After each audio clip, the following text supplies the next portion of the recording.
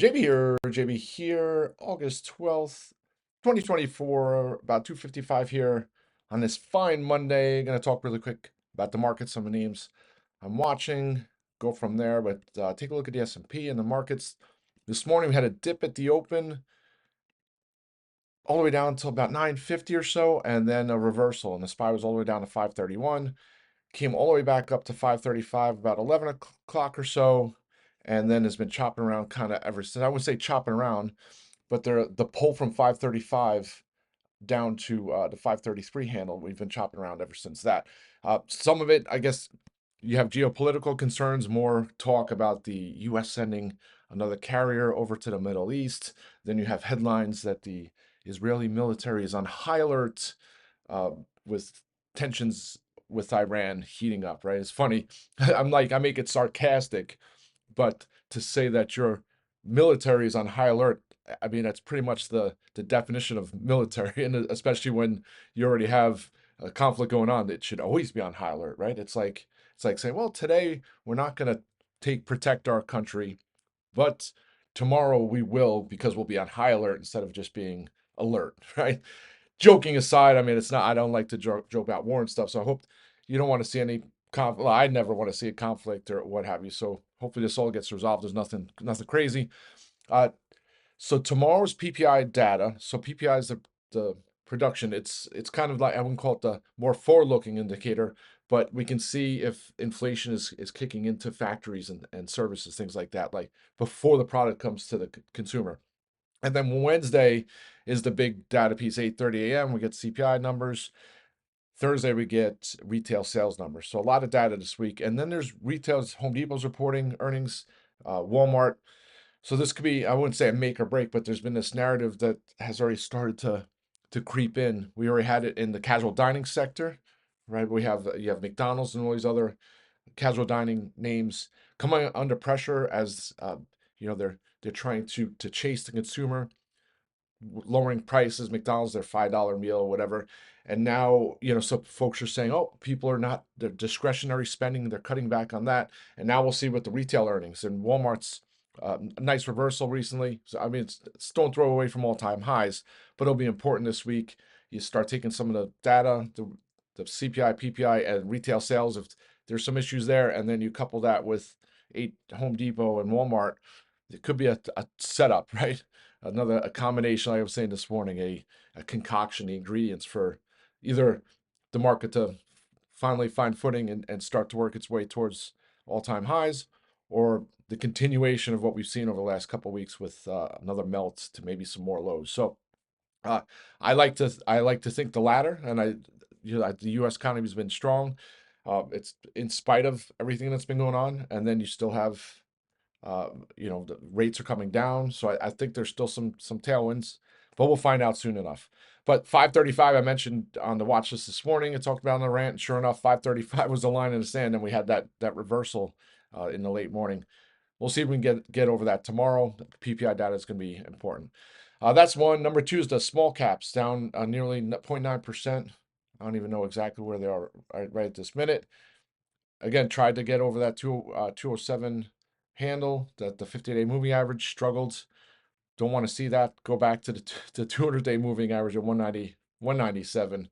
Hopefully it can finally start to get back to outperforming the overall markets. So that's kind of where we're at. And tomorrow, I don't know how much the PPI data will move things, but if it comes in severely above or below expectations, sure, it's going to swing the market. And to me, it's almost like either even too hot a number or too cold a number is not going to be good for markets, because before everybody was concerned about inflation, and as inflation started to come in, it was great. Now the Fed can start cutting rates, so on and so forth, and now it's almost switched to the other side where folks are saying, oh no, the Fed, they didn't cut rates soon enough, we're going to get into a recession. So it's a back to a balancing act for the Fed and Powell, and hopefully the data can help support the status quo or the Goldilocks scenario. So that's kind of where we're at.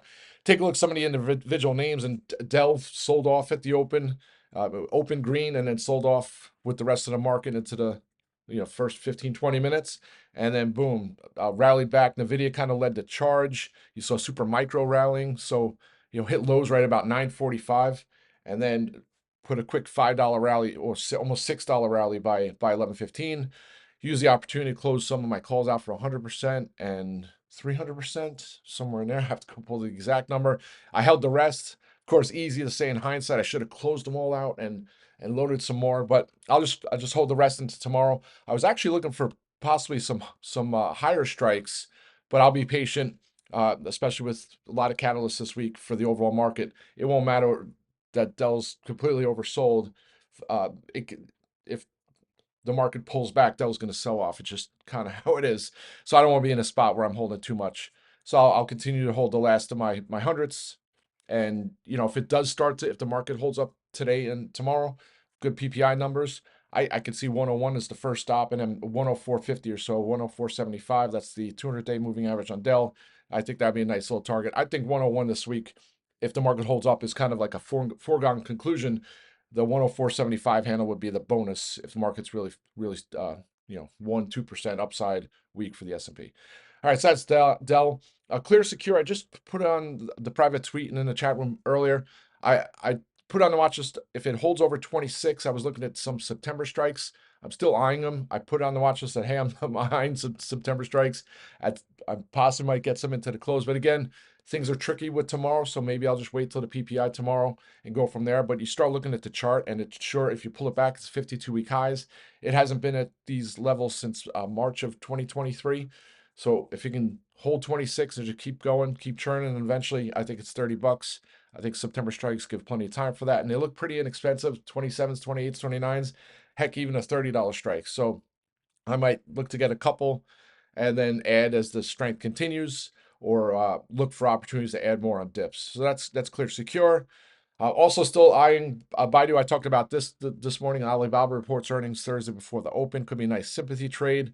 And again, if markets find some footing, the China markets as well, at some point, I think this back over $100. So don't be surprised if you see me add some of those. I'm not going to talk too much about ENVX. I always say that when I start talking, then I talk about it for 3 minutes, but held that 200-day moving average, so couldn't break over that. And then sellers came in, traded in the double digits for a little bit. Actually, a single digit, excuse me. It's right at $10 right now. It's almost like I always talk about like a snowball rolling downhill. Once the momentum starts picking up steam, it's very hard to stop. And to me, it almost looks like the bears are in control, and this is going to break down to at least $8. I was hoping my premiums on my September puts would have gained a heck of a lot more premium than they had. I think some of it is because there's a large implied move on the stock. So we'll see. Depending if there's some kind of bounce, maybe I'll just lock them in and just stop wasting energy on this stock, because it's very volatile. They can announce any day now. They can announce some kind of other MOU or agreement, and the stock will pop. And then it has a high short interest. So when those pops happen, they tend to get a little bit exacerbated. So instead of it being a 5% move, it's a 15% move, and that's not good for option premium. So that's the NVX. But I think if the snowball continues, I think $8 in the coming days and weeks. So that's that. Just a quick update on Beyond, and it's a name I traded back in the day, especially maybe I forget when it really started going. It was a couple $100. It used to be one of the hottest stocks.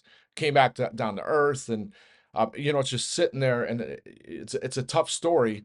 But they had decent earnings last week, and then you saw that big crazy option volume on Friday, and the stock just went bonkers. And uh, you know, it's with the high short interest, the fact that there might be some news eventually that they could restructure things.